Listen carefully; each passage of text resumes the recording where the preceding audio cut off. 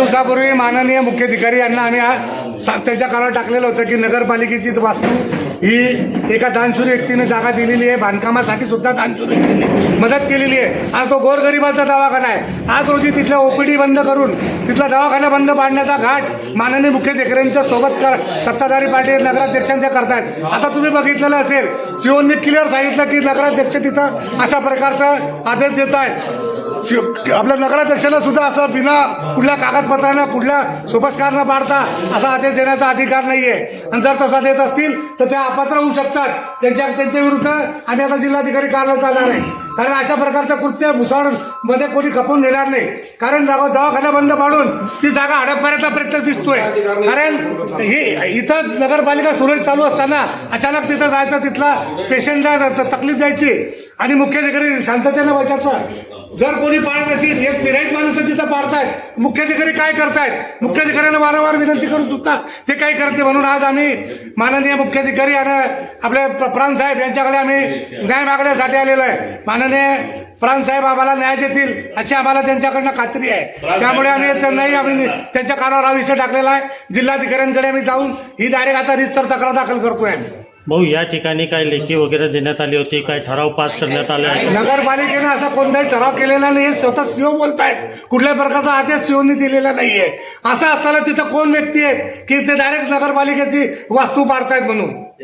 मग हे कोणाच्या आशीर्वादमुळे होत आहे?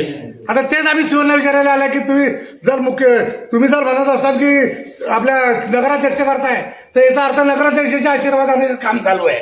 मग आज आपण इथे ठिया मानून बसलेला आहे, तुमची पुढची भूमिका काय असणार? आमची एकच इच्छा आहे की ते काम त्वरित बंद पाडा आणि नगरपालिकेचा जो दवाखाना आहे, संत गाडगे महाराजांच्या नावाची एकच वास्तू आहे, ती सुद्धा बंद पाडून सर्वांच्या भावना दुखावल्या जात आहे. तो दवाखाना संत गाडगे महाराज नगर परिषद दवाखाना आज सुरू राहिला पाहिजे. उद्यापासून ते ओपीडी सुरू झाली पाहिजे. उद्या आम्ही तिथं उपचारासाठी जाणार आहोत. जर त्यांना उपचार केला नाही तर आम्ही तिथं सुद्धा टी आंदोलन करू. बघा की तुम्ही नगराध्यक्षाला काम करू देत नाही.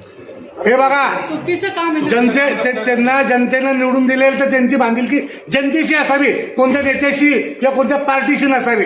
गोरगरिबांचा दवाखाना पाडणं हे कोणतं विकास काम आहे? आणि आम्ही अगोदरपासून सांगितलेलं आहे की आम्ही चांगल्या कामात त्यांच्या पार्टीशी निश्चितपणे आहे. हे कोणतं काम आहे? जर नगरपालिका आपल्या असताना नगरपालिकेचा दवाखाना बंद पाडायचा, गोरगरिबांची दुआ न घेता त्यांना आजारी पाडायचं आणि याला विकास म्हणत असेल तर आम्ही अशा विकासाच्या पाठीशी नाहीये. कुठलाही लेखी आदेश नाहीये. नगरपालिकेचा कारभार गेल्या 30 वर्षात मीही पाहतोय. नगरपालिका कायदे कानून मलाही माहिती आहे की कशा प्रकारे नगरपालिकेचं कामकाज मंजूर होतं, त्याचे कसे निविदा निघतात, त्याला कशी निविदा मंजुरी द्यावी लागते. असं असताना अचानकपणे तिथं काम बिना याच्यानं सुरू होत आहे. मानल्या नगरपालिकेच्या नगराध्यक्षांना काही कामं मंजूर करायचा अधिकार आहे, परंतु कामं मंजूर करायचा अधिकार डायरेक्ट सुरू करायचा अधिकार नाही. त्याच्यासाठी कुठले तरी सोपस्कार लागतात, निविदा त्याचा खर्च अंदाज करावा लागतो.